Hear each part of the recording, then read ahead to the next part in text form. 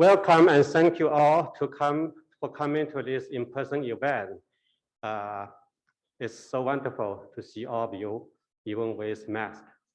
I'm John Ji Lin, Associate Professor of Urban Design at the Weitzman School of Design and co-curator of Building in China exhibition.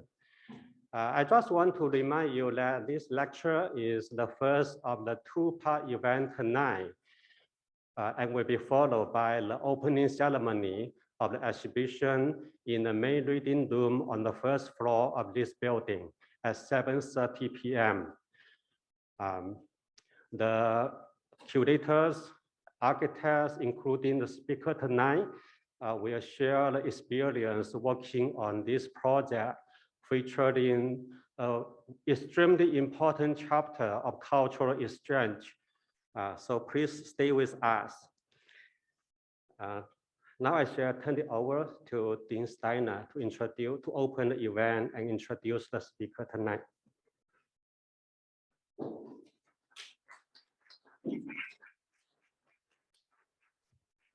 want to take everyone's picture. It's really nice to see the room so full of people. So just give me a second. I'll do a panoramic there. Well, meow. Yeah.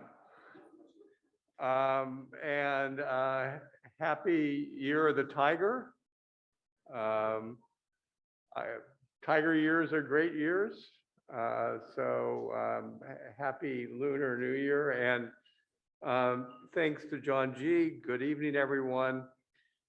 It's really nice to see people in person and not on a computer screen. And it's also nice to see many familiar faces, or at least familiar eyes and heads behind those masks. If you're visiting, welcome to Penn. If you're a graduate or a friend of the Architectural Archives, welcome back. Like you, I was hoping we could have a more relaxed in gathering for events like tonight, maybe be without masks, maybe have some a beer or something. That wasn't possible, but it is wonderful that we have everyone together tonight. And I really want to thank you from the bottom of my heart for observing all of the safety guidelines. We still have a record of having no transmissions within classrooms or studios, and it's been a challenge, but I really appreciate everyone cooperating tonight. I want to congratulate John G. Lin in our planning program for and his two co-curators of Building in China, a Century of Dialogues on Modern Architecture. They are Ming Tong, who's a professor at Southeast University School of Architecture, and Jiangjing Li, professor and dean of the College of Architecture and Urban Planning at Tongji University.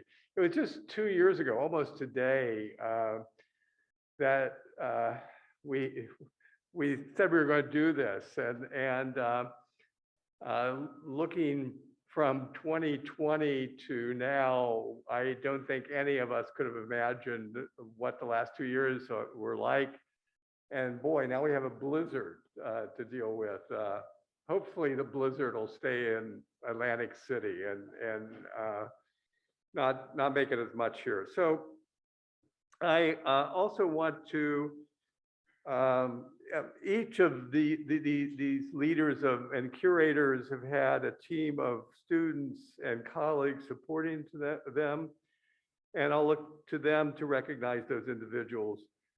Some of you may have gotten to preview the exhibitions. God, they're great. This afternoon, where the many people in China and the US collaborated for this project are recognized in writing. So thank you all. I also want to thank our friends at Penn Global and at the Penn Wharton China Center. I saw John walk in, John's in the back, for their invaluable partnership. So Amy and John, thank you. Building in China is a historic happening on so many levels. It's hard to know where to begin.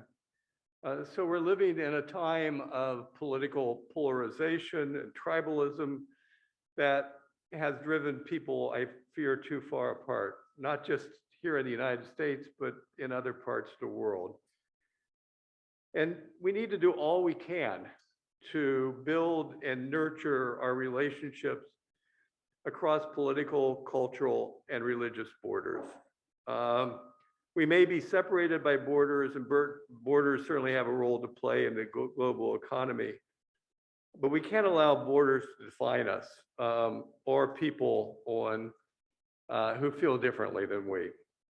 Borders certainly didn't hold back the first generation of Chinese modern architecture students here at Penn. Liang Qichen and Lin Lin, Yang Tingbo, Tan Jin, and the many others who followed in their footsteps. And I don't mean just geographically or politically. They had to cross an ocean, and many of you who study at Penn have had to cross oceans. I only had to cross, I'm from Ohio, so when I came to study at Penn, I only had to cross the Appalachian Mountains. So, we can cross it like me in a car, or many of you in airplanes. But in the days when that first generation came, of course, they came by ship, and it took, they had to cross oceans quite literally to study at Penn. They left behind family and opportunity. So what we see in the Building in China exhibit is crossing borders is something they excelled at. They would be border crossers throughout their lives. And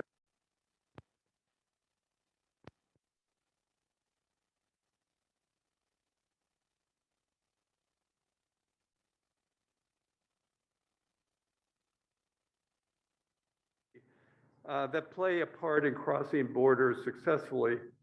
And all those skills that we need to continue to cultivate in our students. And it's the skills that make great architects, that make great landscape architects, that make great planners. And artists and designers traditionally are gifted in these ways, and we need to support and encourage curiosity and risk-taking. Building in China also reminds us of another value central to the health of the arts and creative professions like architecture, design, preservation, and planning, and that's collaboration.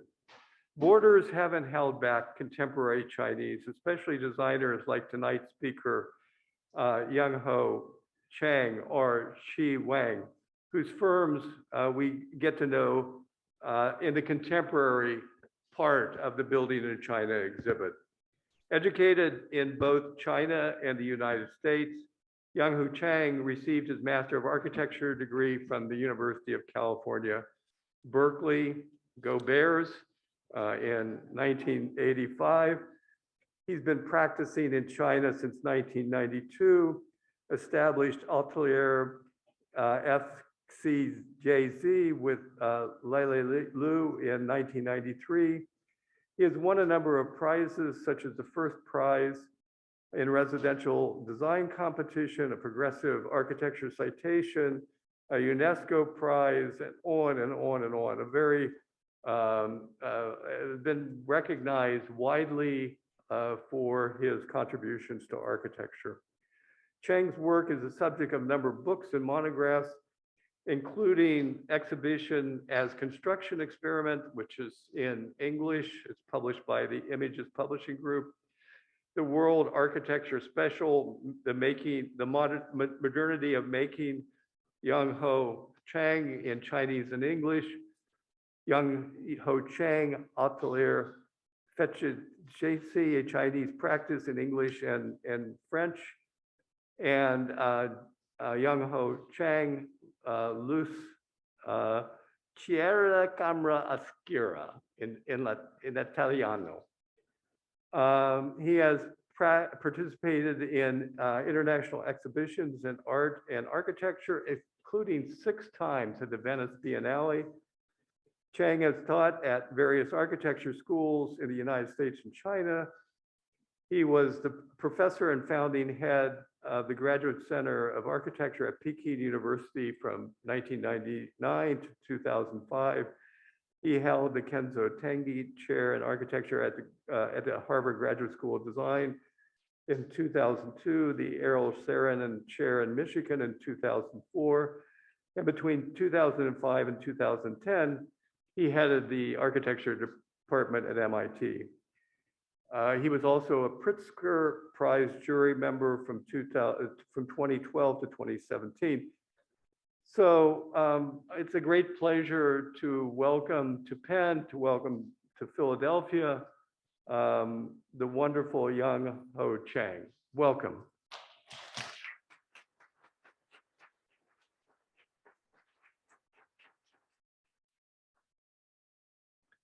Thank you, Dean Steiner, for a very generous introduction. Well, I was working on my PowerPoint for this talk. So I thought about including some images of my father's work, who was also an architect. However, I had some hesitation because 19 years ago, I was here participating in a symposium on Beaux-Arts and the Chinese architecture. I showed some of my father's work. And then I was thinking, after 1/5 of a century, imagine someone come back to participate in this event, and she or he would see the same architect still slow cooking his father. So it may not sound like a great idea, but however, be slightly more serious. However, to fully comprehend the significance of the inheritance handed down by the older generations of architects, and then somehow embrace that with our own practice today is a very time-consuming process, maybe even a lifelong pursuit. So I decided to show you 2 images of my father's work after all. So as far as inheritance is concerned, I have broken down into several subjects. The first one is form.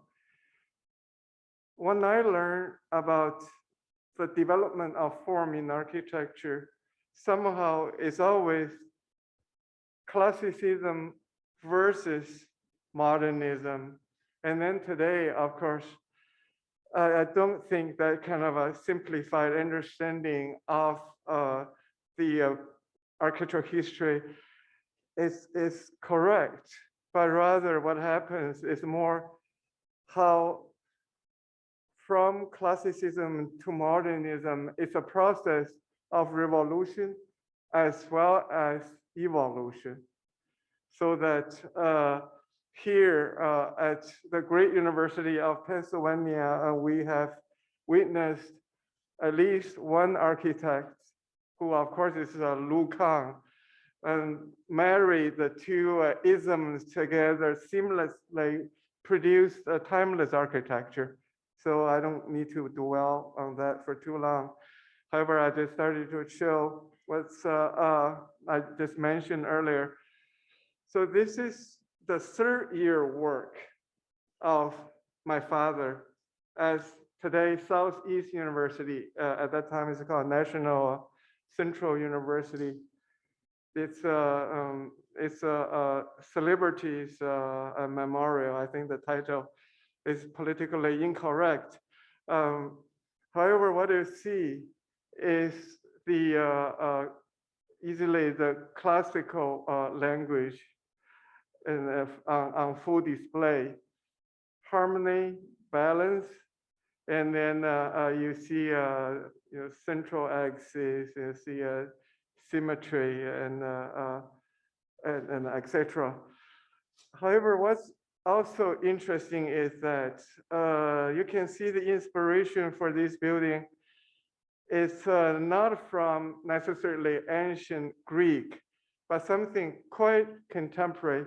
I think that work is done in the 1930s. And my dad was probably most likely looking at a building completed here in the United States in the 1920s. It's a Lincoln Memorial. This is the mini Lincoln Memorial. And I wonder if he already developed a sensibility for simpler geometry, maybe. And maybe even less, but a bit of abstraction. The reason I would say that because in his second year, and the instructor would introduce the students not only a building, but also an urban context to the building. The building in stylistic term would be Art Deco, more or less. But what's important is that the urban issues already are there. One of them, as you can see, is urban density. And the best part of it is, let's see, is here. So we see two things. The process of a big metropolis in the making, and then that seems to be a steel structure building under construction. So somehow this desire for a young student of architecture in the 1930s in Nanjing seemed to have something, of course, to do with the classicism imported from Penn, because Yang Qingbao and Tong Jin, they were all professors here. But also there's a sense to be part of the developing time they were experienced. So that's why I suspect, after all, so that little memorial wasn't, it's just a simple design imitating an older style, but there's a way to probably to understand that style even more so with what's happening around them.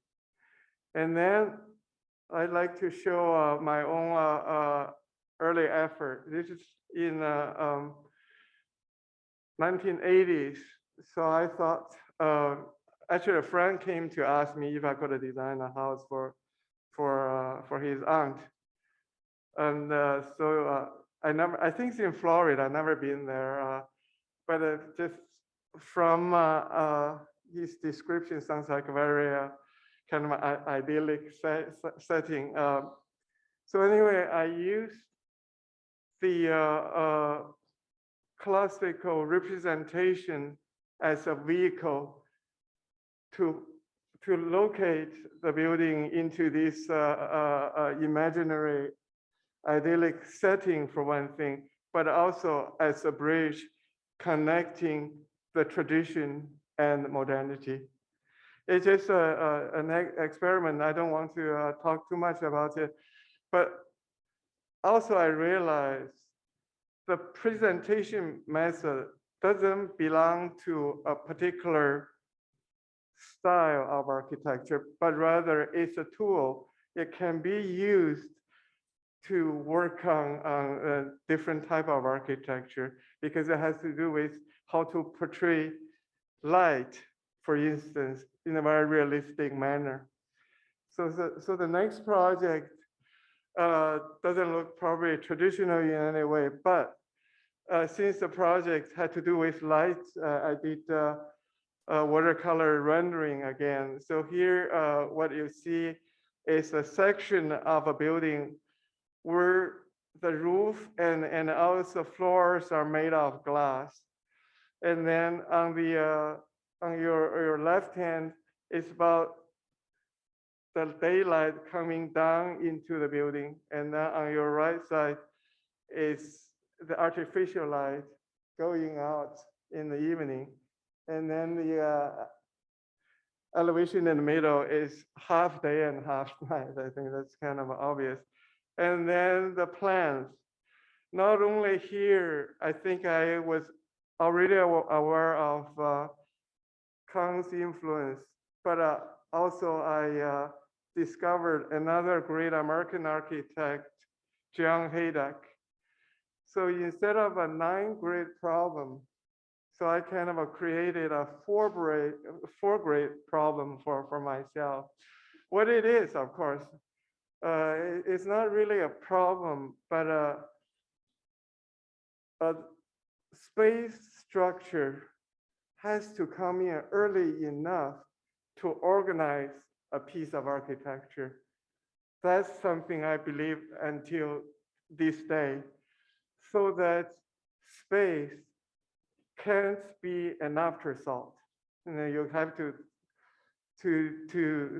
organize it from very beginning. So these are the 4 floors, 4-floor plans from the basement, from the left, and there's a heater. I didn't know how to draw it. I went to the Ace Hardware in Berkeley. I was teaching at Berkeley and get a little book and figure it out, and the plumbing and so on. And then the street level floor plan, as you can see, there's spas, there's a toilet, and then go upstairs, there's some furniture, and then eventually the top floor is a spiritual space. So, and then there's other drawings. So however, this kind of a spatial organization, be it 9-grade or 4-grade, in fact, if you look at them, they are very harmonious because it's totally symmetrical. And of course, with axis. So is this modern or classical? And probably that question is already irrelevant. It is an architecture probably would have somehow combine all these different spatial structural devices to make a very holistic piece. And then that's the built reality in Shanghai. And after like 23 years. So you go in, this on the top level. Someone's meditating, I suppose. But anyway, the idea, of course, from drawing, it may look abstract to some extent, but the drawings and also the design, of course, were all about creating a very real, tangible experience for people. And then 1 floor down. And then here you see 2 floors with the transparency of the floors. So anyway, here is a house that is not one you would see probably on the real estate market yet. I'm still hopeful. But the point is that that way of working with a piece of architecture, using the design devices inherited from both classicist and modernist architectural precedents seems to be a way I would like to pursue further. So and then later on, I drew another house. So this time I had I got really into a glass house, Farnsworth's house, of course, and Philip Johnson's own house and so on. What I discovered is something you all know very well. So glass house has to be a 1-room structure because the transparency of it would require the house has no partitions. Otherwise, you would see not through the building. And then my question was that, could we have two things actually? One is that is a glass house is as transparent as Farnsworth, but at the same time, it has rooms. So they are partitions to divide this house. That sounds like a contradictory thing, but you'll see in a minute. The second question is an older one, is that when I work on a vertical glass house, one of the main things is to provide privacy to the glass house. So in the city, if you have a regular glass house, you can't have a neighbor because you would see everything in the other house. However, here, again, I'm trying to have a glass house, yet privacy, not have the vertical transparency. So what I did is to have a glass wall in the middle so that there are rooms and then you can still see through. And then I have a courtyard around the house and then make a more introverted glass house so that you have privacy. And then I did these drawings. There again, you see probably the not very abstract, probably more realistic, i.e. The classical approach of representation. And yet I was doing already here axonometrics, which is modern again. So the modern and the classical, they are combined in different ways for different projects. And this is the final floor plan. At that time, I already noticed one thing, is a relationship between the glass box and the structural system. So if you see my gesture, because Eaves put the structure outside the block, the glass box.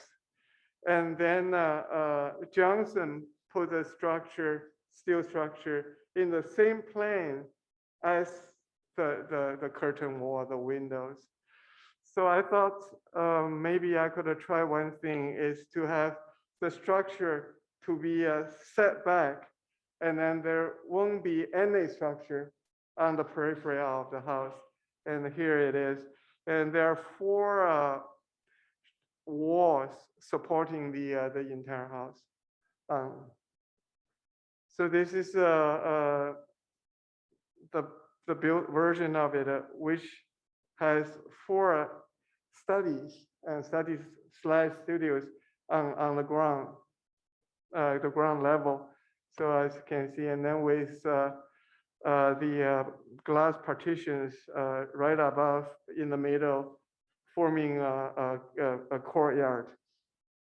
There are a lot of cruise forms in the presentation today. However, I just have to make a disclaimer. It's nothing religious. It's just it's more mellowish than anything else. And then so you look up. And on the upper level, so the 4 spaces are of the same size, which for me is very important. I started have the cruise form kind of shifted to the side, and then I brought it back on the center becomes very axial. So one, go back. So you enter from here, and this is the dining room and kitchen, and the living area, and a bathroom and a bedroom. Privacy inside of the house was solved later on with because the interior is not done yet.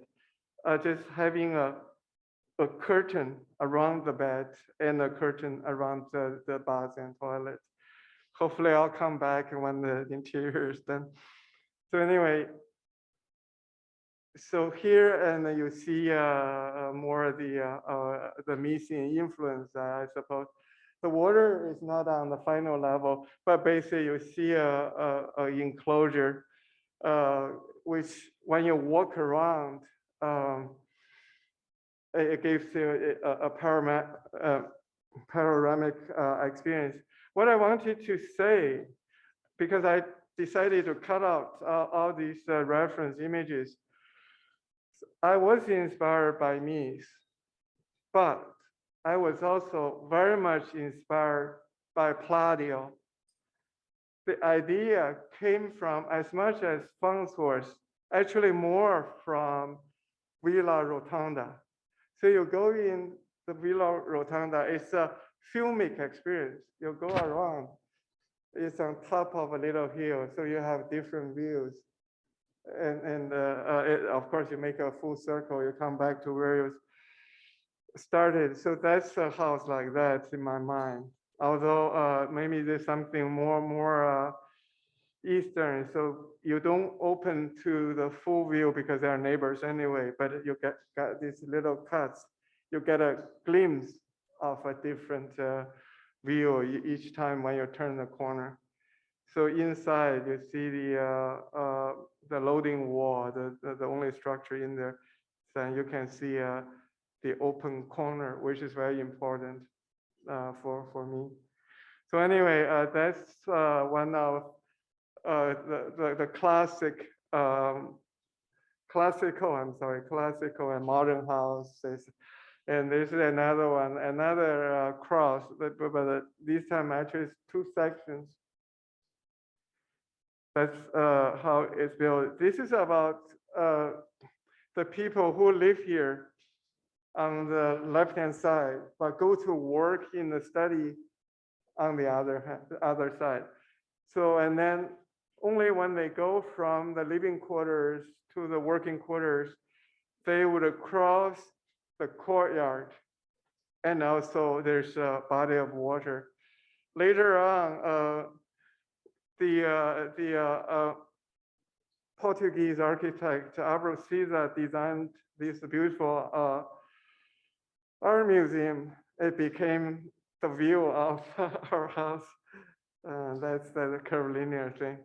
So which is just fine. But the whole idea is that when you cross the courtyard, of course, you may see if the trees and the sky and other architecture. Again, the interior is not done. I could not show them to you right now. So this is the living quarters side of the house. So the split house is another house we did later on. Was actually based on this design. This is a design in the early 1990s. It's about the same time as the vertical glass house. So this is a group of houses together in the city of Ningbo. In my mind, we kind of imagine it as the little Acropolis, like in essence, because it's on also a small hill. So here are altogether 4 houses. You saw 2, and there is a third one and a fourth one. I'll show you quickly. One is this one. Probably you are curious about what that is. It's a beam. So the beam is the materialization of the axis. So the axis no longer an abstract line, doesn't really exist formally, and here is it's a concrete thing. And then on top of the beam, the artist could walk and then checking out her or his paintings or sculptures in this double height space. So it's a beam that realizes the idea of axis, and then it's a beam actually allow people to occupy it. So, and then I hope that the artists who will be working here would enjoy living with a beam. It doesn't sound terribly exciting, but I think there's something to be explored. So this is an early photo. Show you. That's the only photo I have. So there's a staircase in the back there. So you come up, and then this beam would take you to your study, and then that one is over the studio. And this one is about living with a room. The roof. And this is the only one. It's not a symmetrical. It's more like a section being extruded, and then the roof unites the studio and also the living quarters. And of course, at the same time, it separates the two spaces to some extent. So this is a living quarter, yet all the furniture and utility and the equipment and so on will have to be installed after Chinese New Year will start. So this is the idea of a acropolis. So there are other buildings. It's within a community, almost as it's very center. And anyway, so it's that little village I just described. So here, I'd like to sum up what I have been talking about. So for me, it's very important to understand the development of architecture throughout the history in both the East and the West, not as kind of a chopped off periods, but something continuous. And then today, so we are looking back and we are looking forward, and we are at our very own moments all at the same time. That's how we should look at all this architecture, the original architects produce, and what we can take and go further. The next issue is space. Space is an issue we all know is important for architecture. However, for China, I think it's very important to understand China is part of the subtropical zone of Asia, meaning the climatic conditions would offer some opportunities to architecture in terms of space, especially in terms of how the outdoor and indoor are negotiated. So this is a Courtyard House in Beijing. I grew up in one of these houses. What's interesting here is that you see this man, it could be me. It's not living in the rooms, but treating the courtyard as an empty light well. But he's very much living in the courtyard. So there's a table with teacup, with cigarettes, of course, bird cages, and the floors. And he added something, added little, maybe it's a little canopy of some sort. So that's a particular lifestyle would work in the subtropical Asia. And then, so the space would be quite differently. So of course, this particular space is called a courtyard, and this is a traditional house. And then the space is used for, of course, circulation, but it itself is space. When I was a child, we always would occupy. We would play, and the family would have a meal in there, and hosting guests and so on. And this is not a really old traditional house in Beijing, but nonetheless it has the basic traditional layout. We were asked to turn it into a vegetarian restaurant. And then there are two existing courtyards. We kept one, the one you see. And then the other one, we put a glass roof. The reason is glass. We like the light is one thing, but more importantly, we like to have the restaurant goers to feel like they're still in the courtyard. So, and then this room would open to a real open courtyard, and then you can see also we started to play with traditional material and the craft. By the way, I don't think I have a lot of time to discuss the material or even the structure and some of the craft involved. But I just mentioned a few. If you have a question later on for a particular way of putting something together, I would be happy to answer. So here you see is wood brick, but rather wood trying to do brick.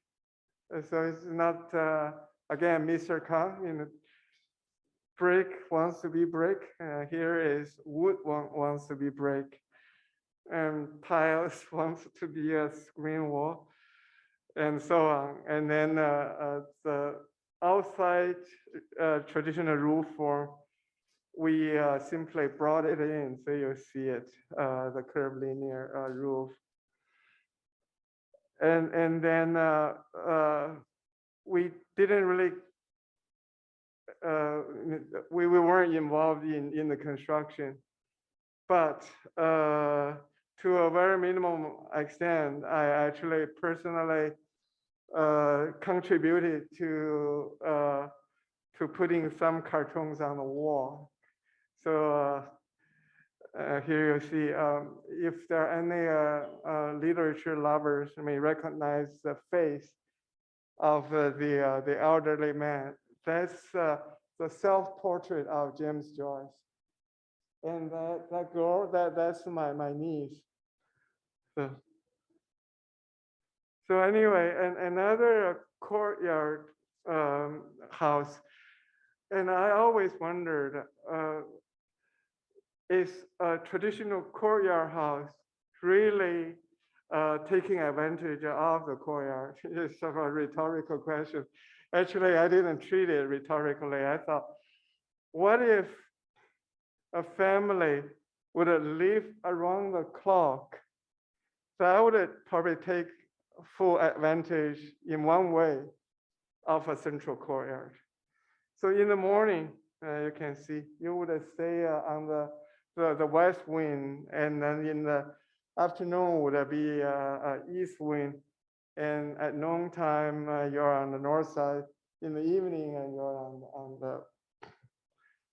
the south side, and then this is a very small house. When we had the idea, we were able to maximize the size of the courtyard. So you can see the spaces around it are very shallow.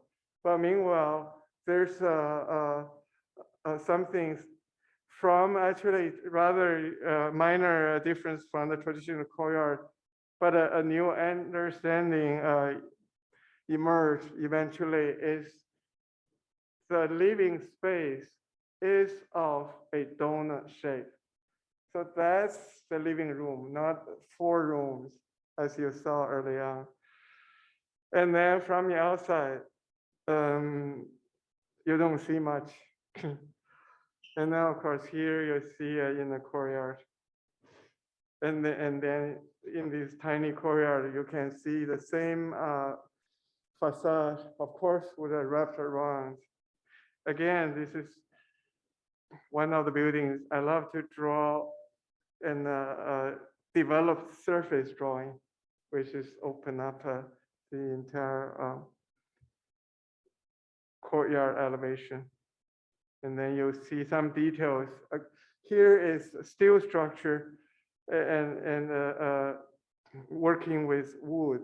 You can see a bit. So the gray is the steel, and of course wood is of the wood color.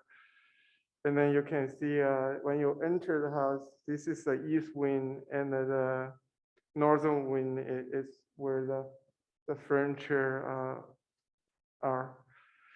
And then you come around. This is from the northwest corner, looking at the house. What in the west wing actually is a kitchen. So it's where you cook and eat. And then this is also one of the turning points of the house. The detail shows you I-beams and traditional tiles. They can coexist. This is for us becomes almost like a thesis of our work. And then using the same idea of a courtyard, but making something much bigger, way beyond just being residential. This is a culture center, culture and art center for a fashion corporation. And they have many, quite a few brands for women's clothes. And it's in Zhejiang, in the city of Jiaxing. What's interesting is something you don't see anymore is in these three wings, they were existing, finished, completed foundations and basement. So the client asked us if we could work with them. So I figure a lot of resources already put in there. We better use them. It makes sense to use them. So all we added is these wings. So we just took the existing foundation and made an entirely a new design out of it. And then of course, so as a courtyard building, the central courtyard becomes the organizing element of the entire building. And that's how you enter it. And here is the reception and the tea house. And on the other side is art museum. This company, they actually has quite a extensive art collection. So you go in, you are looking at now the art museum, art gallery, and the tea house on this side, and it's a fashion showroom as the west wing, and then office building.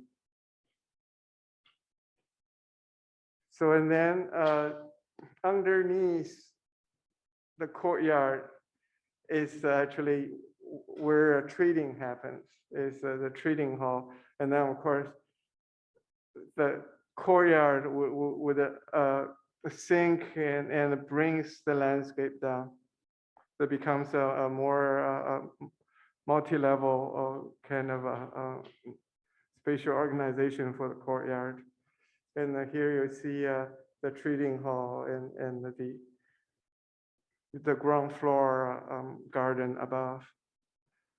And then you see again on the some of the materials, we use concrete a lot. Not that we don't want to use other materials.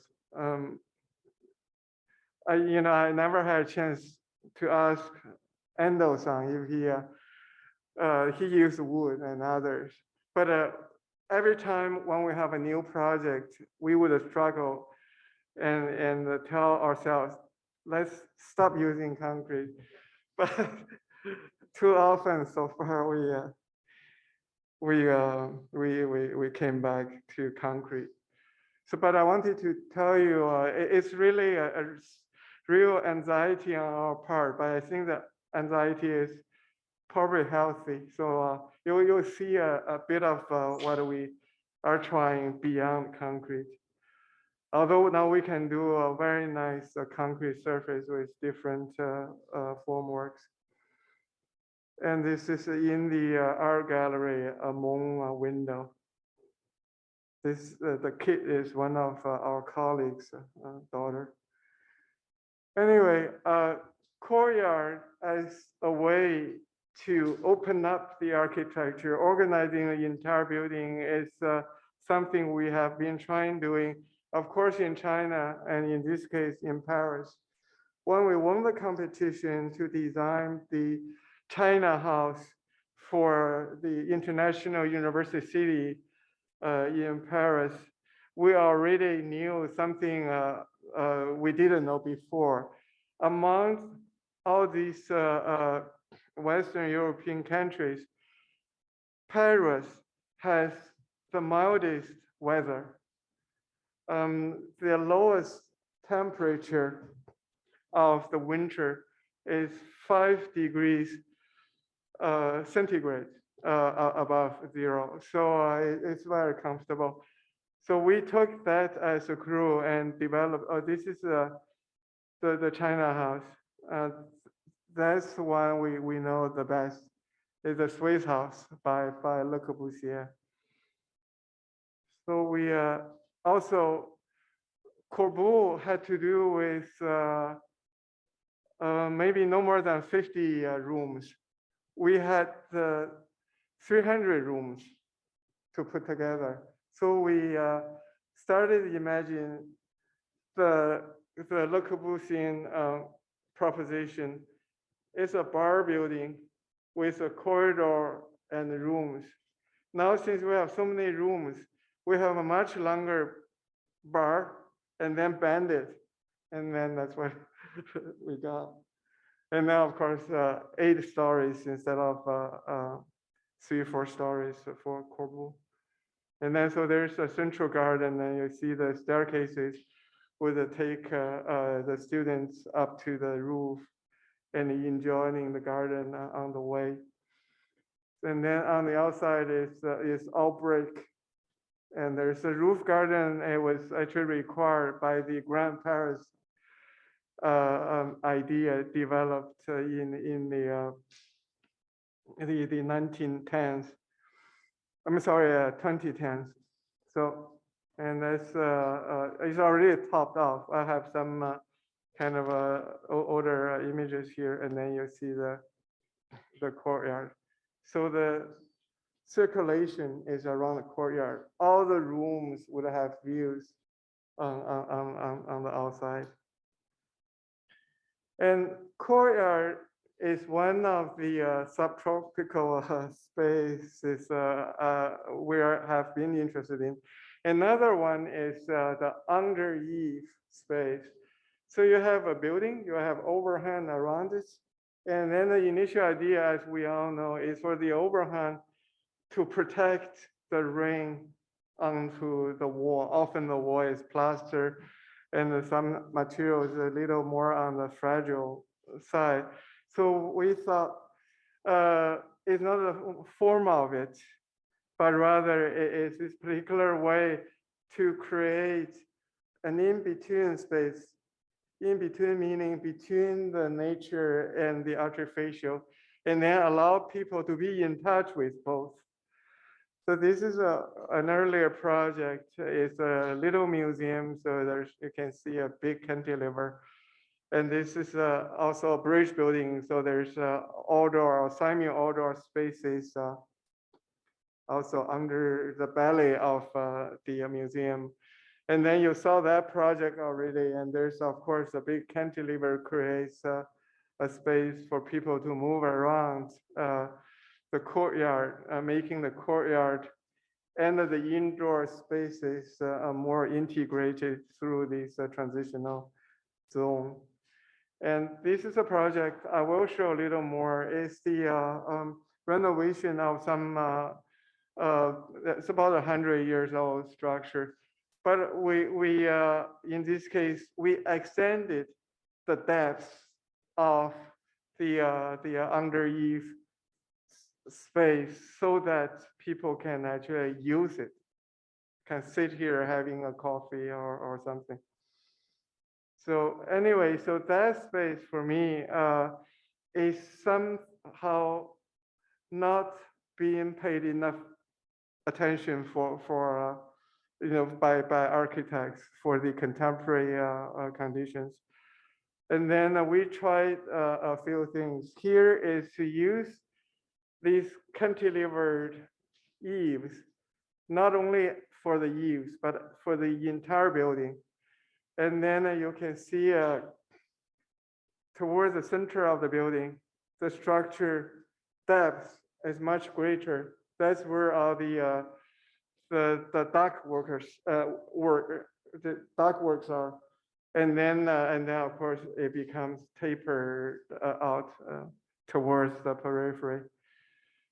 And so that's the complete project. It's again a visitor center for a hard liquor brand in a very remote part of Sichuan.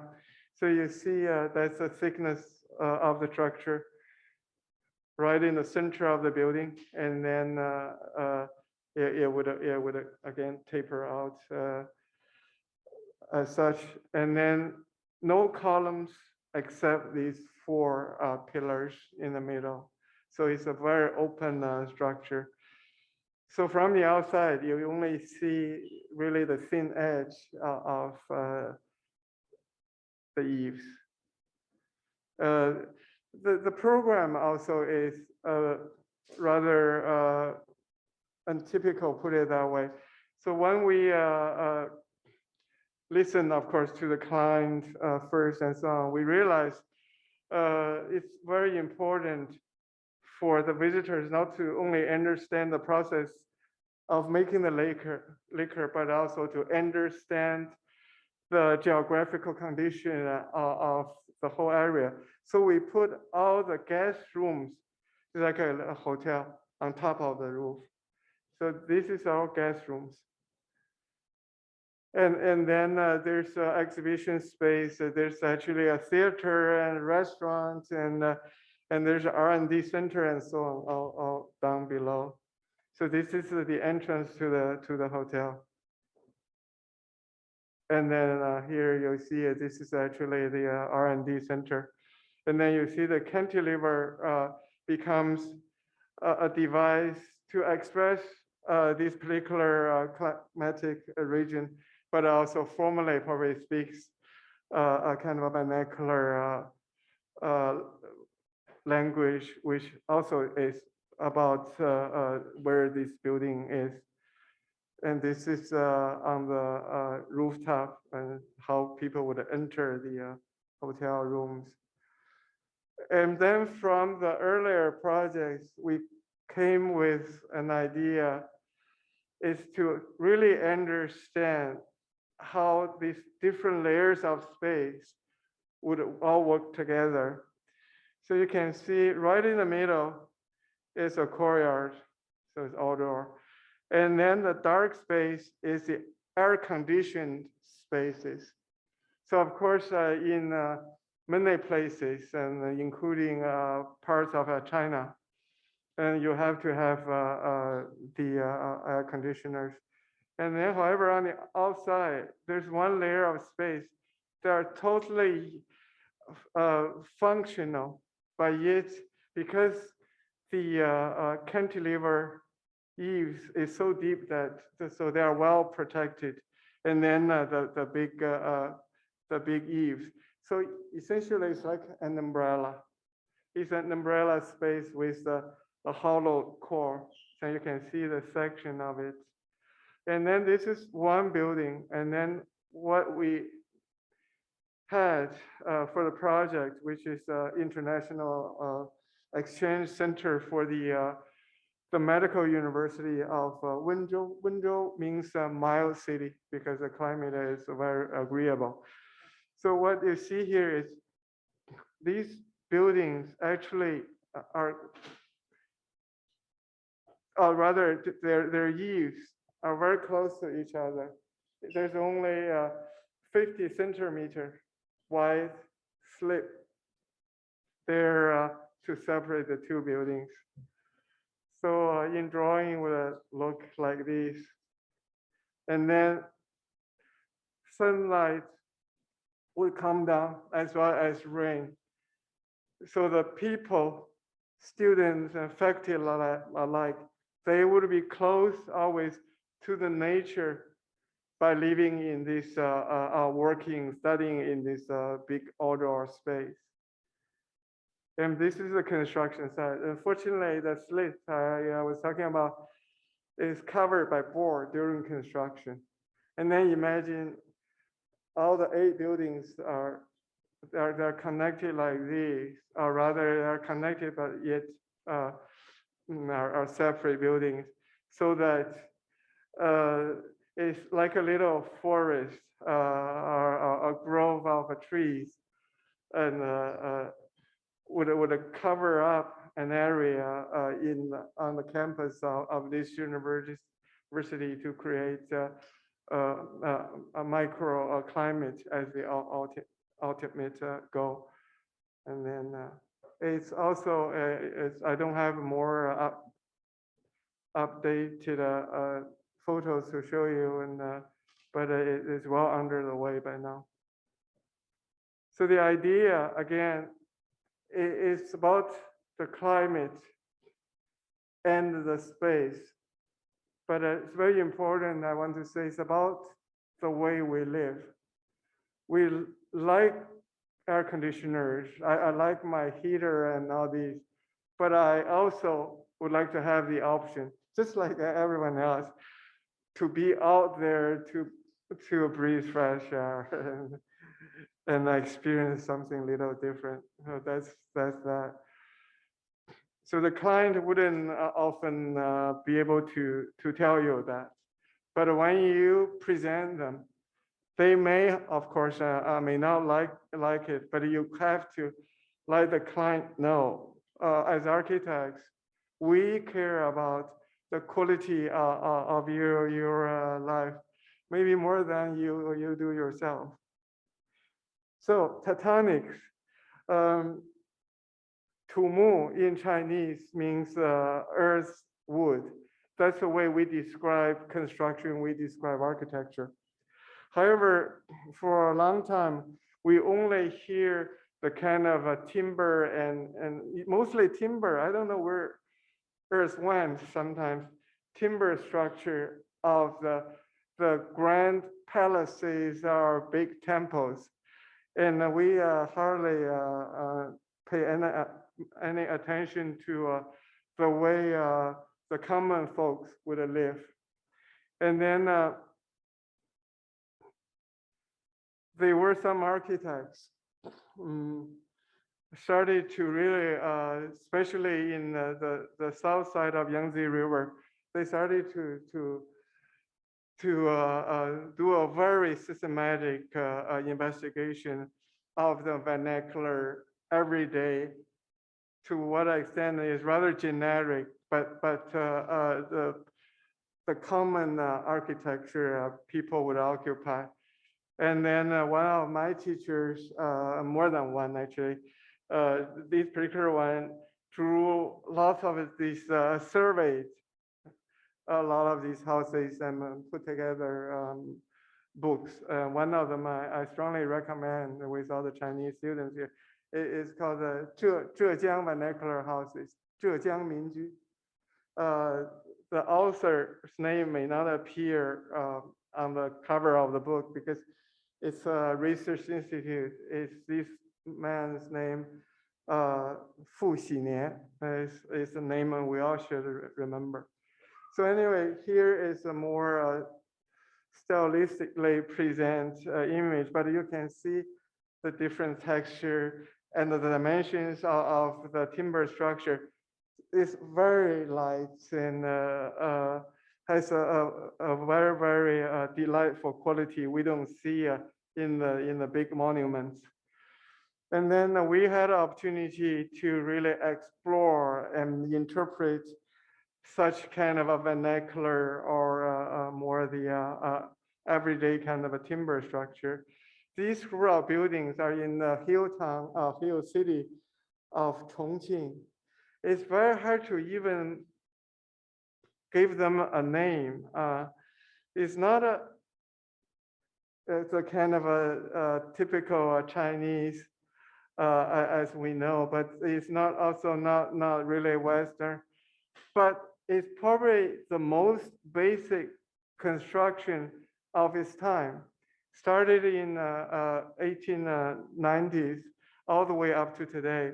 When we took the project, we were asked to repair all these houses because they're old enough to be significant architecturally, and then we can restore this one. There's some actually other restored parts and here there, and then we were there were some foundations there. We were able to build some new ones.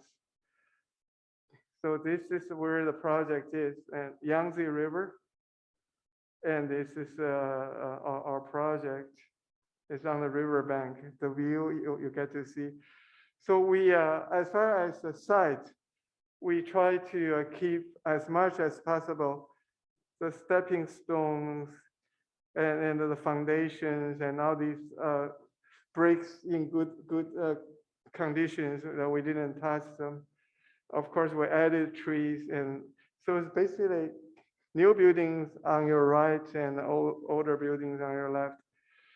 And then you go up and you see ram earth construction on your left, and then there's a renovated building again, just facing you, so you can look back to the city, still in these very narrow urban spaces, which are very difficult to find in new Chinese cities. And then roof became something that we thought we could use to really develop a more systematic idea about this project. Let me show you this drawing. So what do we discover? Because during the course of 120 years or so, although wood was a primary material, but they were already used in different way. And for instance, here for this building, they were trusses. It's not the traditional Chinese stacked construction, but rather it's a triangular trusses. So they're kind of a modern. And so we thought maybe that's a hint for us to do something. So not only we restored all these old structures which deserve repair and so on, and then we developed a new laminated timber truss for the renovated buildings, and then we also use the steel frame for some. So here altogether we have 10 different sections. You see the restored structure. This is probably is more traditional. It's dovetail, and these already they look like trusses. This is the steel one, and this is the laminated timber trusses. So restoration, and then you see the new trusses in the back, and then you see the new timber laminated timber trusses.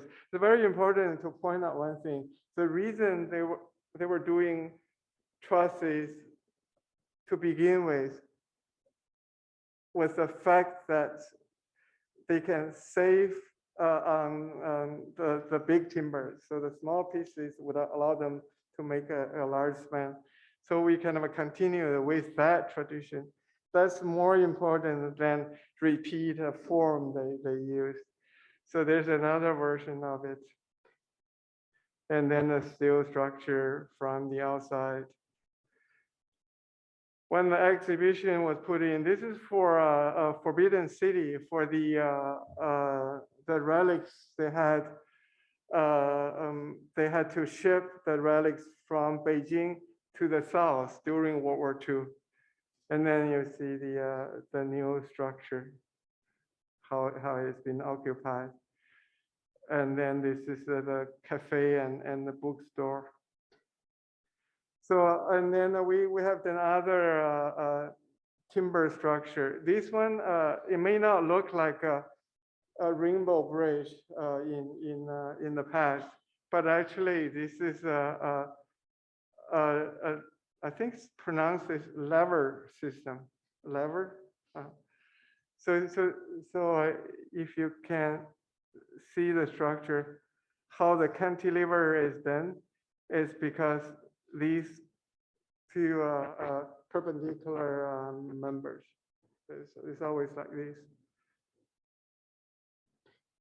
So this is of course a pergola and for a campus. So the wood today, it's a material actually worldwide. It's been re-examined and then almost invented in terms of its quality as well as the way to engage it. So this project, of course, is directly take something from the tradition, but the result probably doesn't look as the traditional one much. And so big cantilevers, of course. So where we are with the titanics we have been working on. We do use other materials, but we are pushing wood. So this is a small museum for egg because the client is a Singaporean agricultural corporation. So we use glue them and bend them. You know, for American architects, is a very familiar technology. So this is the construction side. So we'll see how this goes. And we are also looking into a cross-laminated timber, but we haven't had opportunities to really realize anything yet. So timber and to earth. This is another project using rammed earth as the outer walls. And this is where you enter the house. And then so the inside is again is timber. And then of course, one form of earth as material is brick. And this is a little kiosk. We use bricks as formwork to pour concrete. So we were able to make these big cantilevers. Just give you some idea of the technology. And then if you see the motor joints, some are very wide and some are narrow. It depends on the number of rebars we had to put in. So there's nothing magical. It's all rather rational. And so from that project, the little kiosk was outside this urban village. And then later on, we were given the opportunities to design the community center of the urban village. And now we are doing also a brick building. As a public building, although it's 4 stories, and we thought by putting all the circulation on the outside of the building, so the publicness is expressed, actually offers some shortcuts to certain facilities, and that's the construction site. This is in Shenzhen, in Nantou is the name of the urban village. Anyway, so more brick. Brick is a material also, I would think it's not anything, nothing of course would last forever, but we want to stop using bricks, but it's hard, it's being hard. So we'll see, concrete blocks, we have used some. So anyway, I'm presenting something we have done, but I also like to share with you some of the big question marks we have here. We really don't know, but we like to be just open-minded for now. So city, urbanism. I don't understand why fabric, the notion of fabric is no longer fashionable. Maybe that's not the right way of putting it. Especially periphery blocks. I think periphery blocks really makes a lot of sense to provide urban social interactions and create a decent quality of urban spaces. So I saw more and more reaction with my talk, rather reactionary. We had this commission to design the industrial park. So our desire was that maybe we could make it a little more like a city, and having not only a fabric that would have quality urban spaces, but also the right scale. The right scale turned out to be something much smaller than the Chinese block. Typical Chinese block, the smallest would be about 500 by 500 meters. Ours, after study extensively the European blocks and also the American blocks, we decided to use one, pretty much the smallest one we found in Portland, Oregon. I think that's the name of the town. The block size, we're talking about 500 by 500, right? But ours is 40 by 40 meters. So the project was later on nicknamed mini blocks. But in my mind, after it's completed, they aren't mini, they're just right. They're just about the right size for our bodies. And then we designed all these blocks, and so it looks like this from the air. Little, that's probably again the wrong word, but there is a town square, and all the buildings are 4 stories tall. And you see the 10-meter wide streets. Some are for vehicles. And you see all the buildings would have this cantilevered, covered walkway all the way around. And this is a pedestrian street, again, with the cantilever canopies. And then here you can see there are cars, even a fewer parking spots, but also places, urban furniture for people to enjoy. And then within each building, there are at least one, if not more, courtyards. So brings people again outside. So that's a project, the one I just talked about. So basically, the experimental side of that design, it just really is about the size.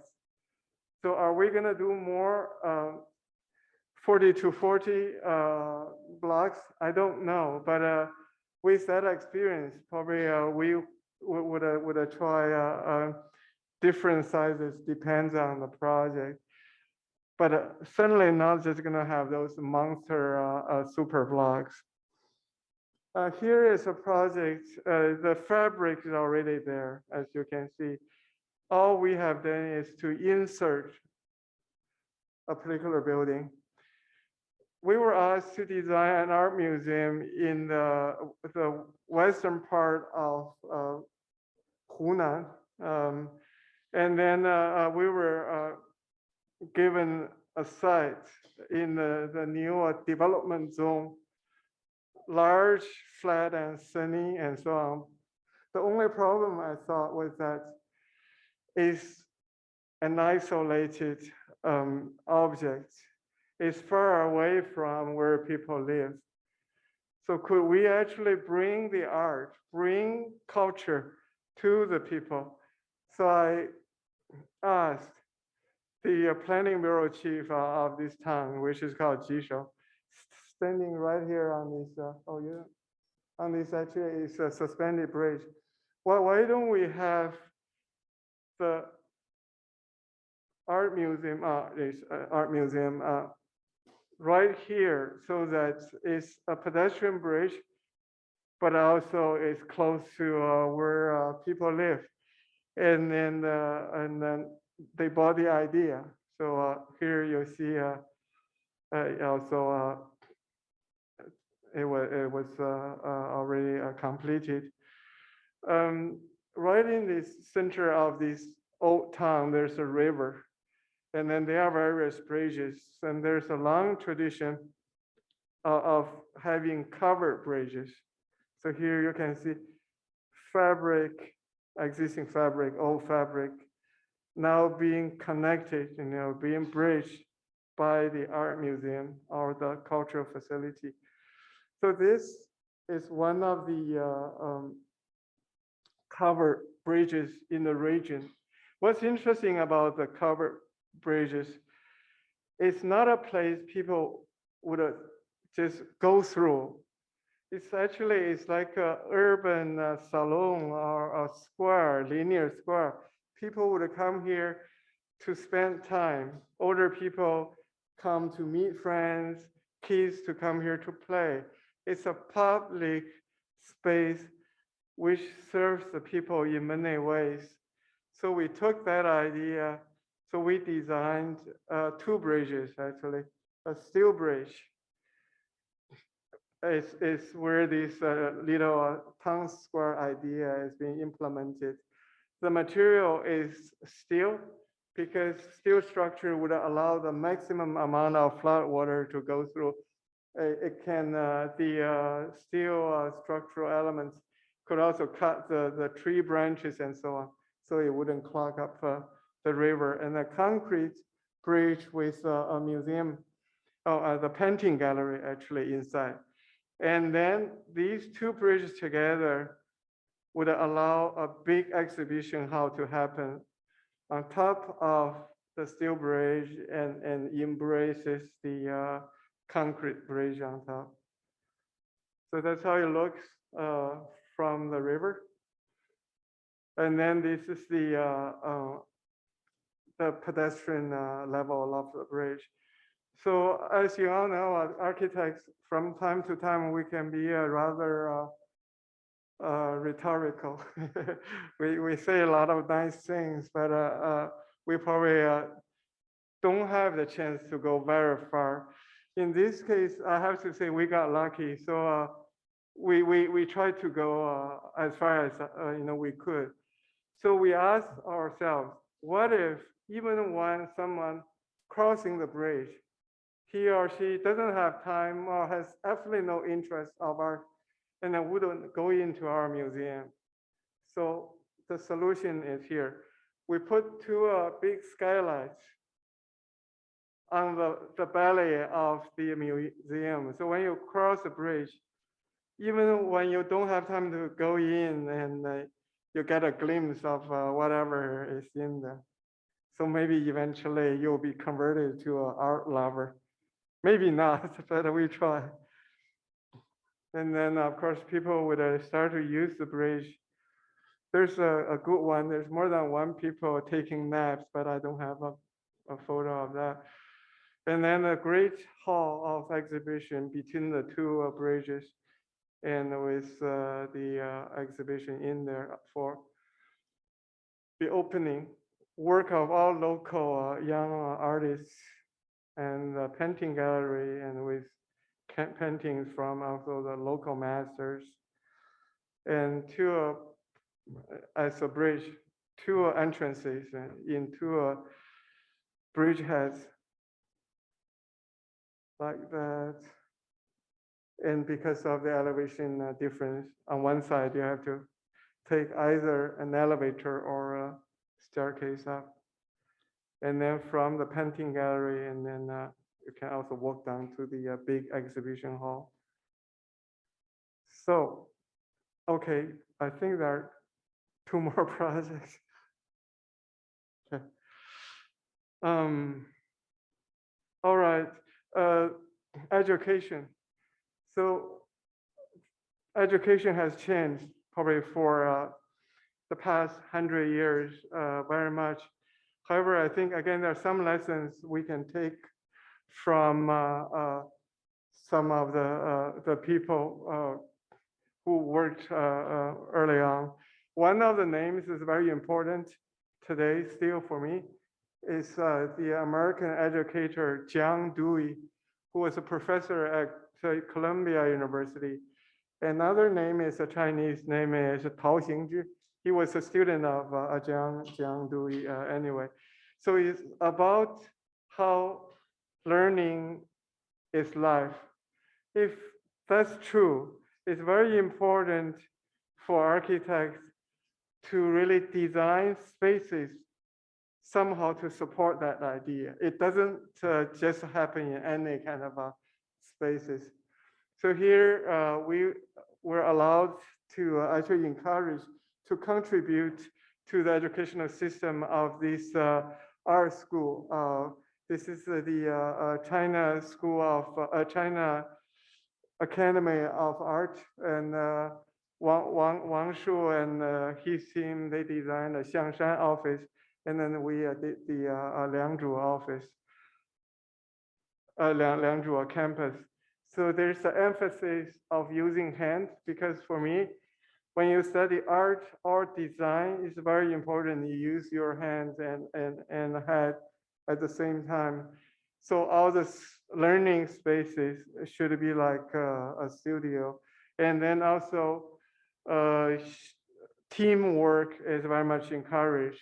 So the studios or any spaces for study should be open. So that there's one more idea I'm just gonna show really quickly. So this is how much we have done, but now the whole campus are coming up. So this is the open continuous studio for the entire campus. That's before it's occupied. And then you see how many layers of this space. Hopefully it would go to the infinity. On the outside, you see gable wall, or you see these big canopies. Also encourage people to go in and out of these spaces. So basically it's a match building of studios with dormitory towers on top. So the third idea was about how students would live where they study and work.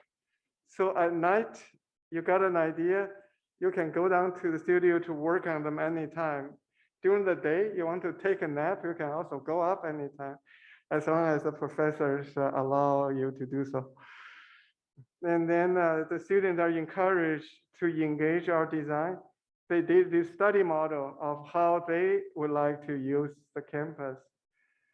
And they are using the campus, exhibition, old-fashioned classes, dining hall, and of course, under the eaves space, people relaxing, gymnasium, and the outdoor courtyard spaces, and so on. And then, so we were designing a smart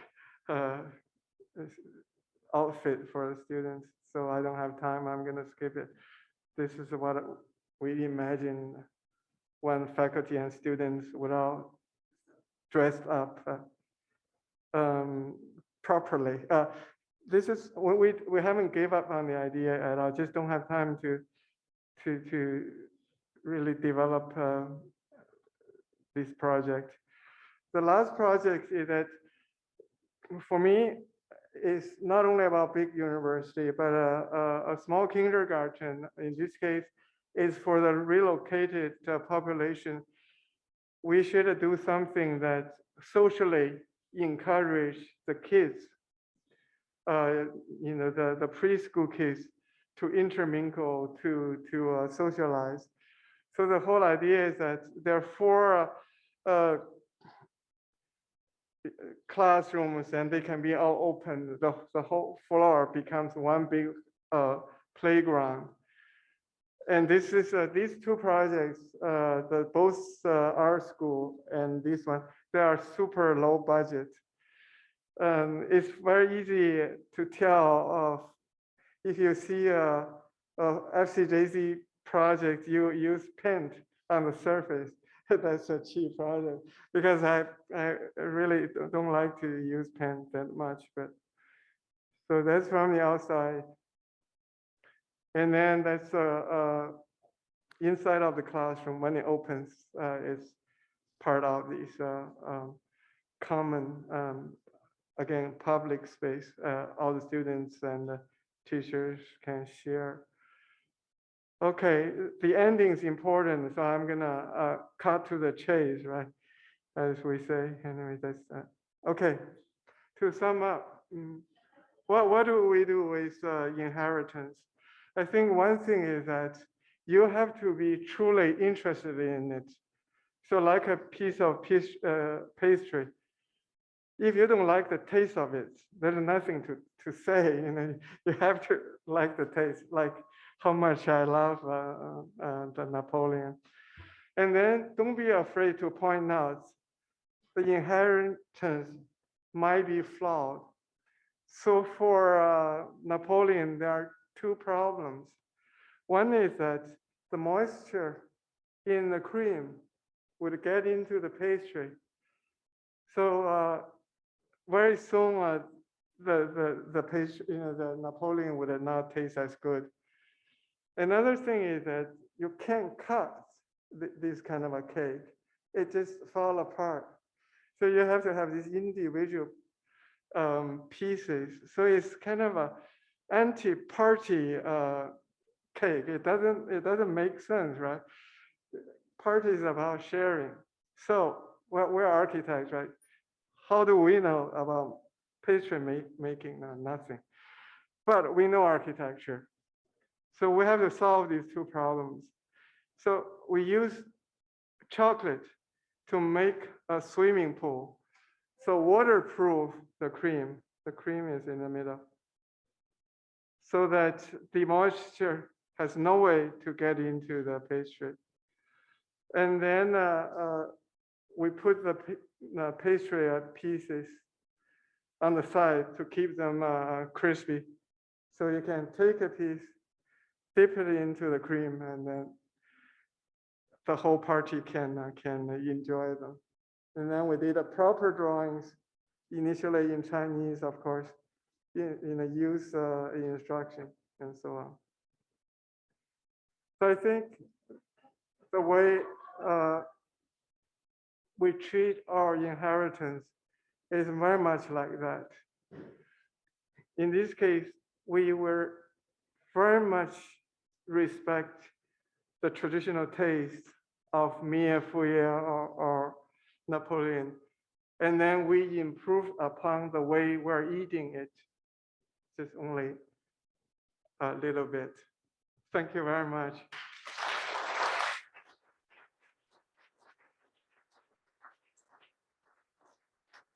Thank you so much. It's always eye-opening to listen to Yung Ho, even though I feel I know his work very well, always inspiring. I think we are short in time, so we can only take one question. There are a couple of our volunteers will give you the mic. Okay, here's one. Yes.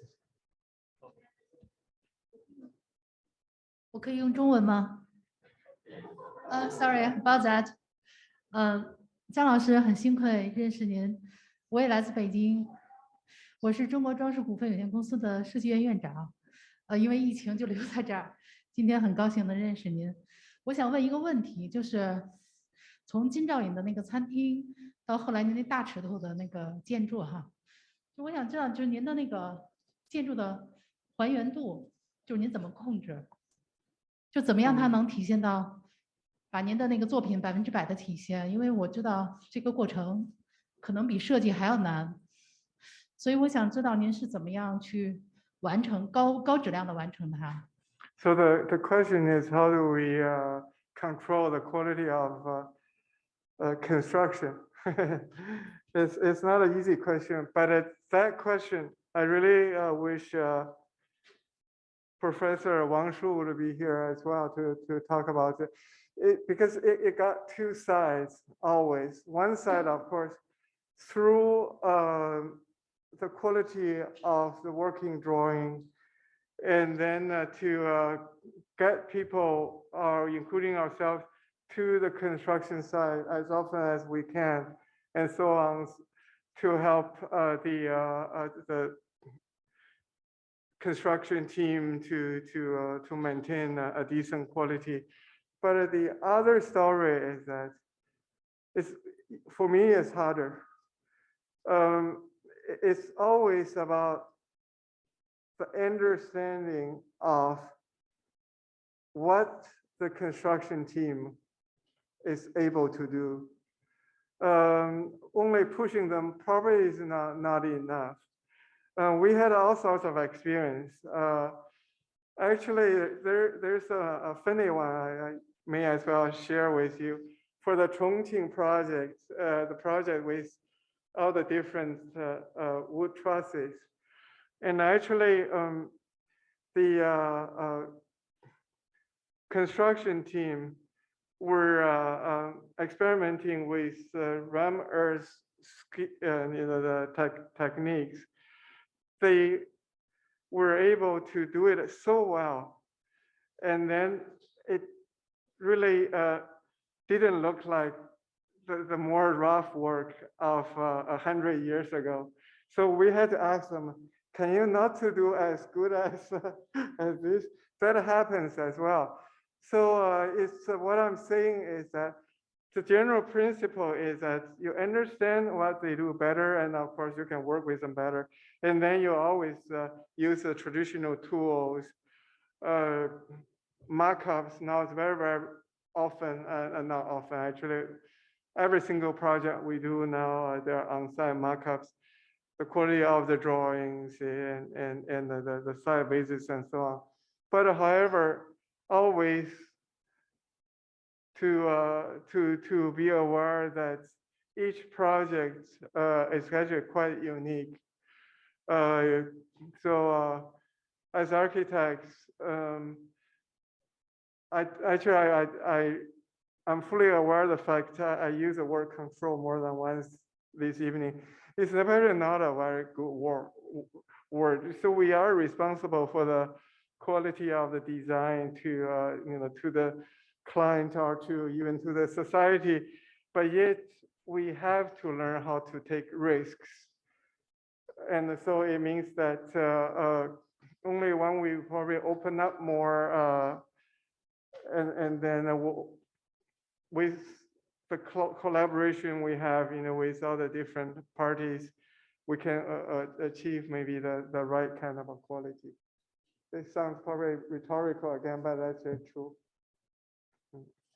David, please. Okay.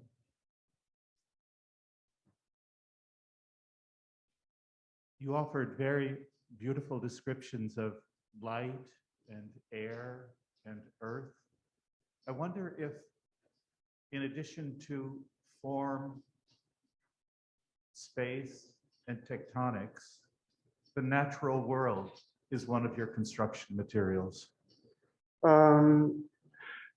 It is, and I'm not sure I can claim that we have used it very well, but it's very much on our mind. Actually, has a lot to do with this subtropical climatic conditions we're interested in.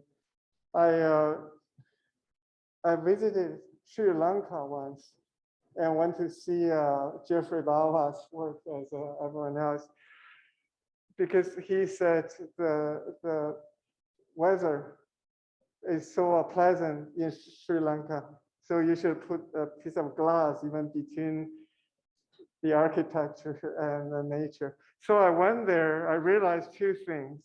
One is that for a northerner like me, it was super hot. It's not a pleasant, but for him it is. So the weather lesson taught me a lot. So I went back to China. I was a lot more willing to open buildings up because It's not as hard. Another thing is really incorporates natural elements, sometimes literally. Air is one thing, but trees and also rocks and so on. However, I don't think the current practice in China sometimes it's difficult for us to do so because we love to cut down trees. We mark all the trees out for a project carefully. I don't remember the full story now. Just one morning, got a call from the construction team saying that we have some problems saving these trees. And then I said, you got to save them. They're good sized trees. And we marked them out. So then it was silence on the other side of the phone. And then he said, they were already gone. So, and now the rich clients would buy trees from elsewhere and so on. But we'll keep doing it. It's very important. It keeps the trees, the natural elements in general, keeps the place really real. So it wouldn't just be another, how pretty it is, a new stage set. Thank you both. I wish we can continue with this conversation. I take cut up. I also understand Professor Chang have conversations with students and visitors in the gallery for about an hour before the lecture. So it's almost like 2 lectures back to back. Thank you so much.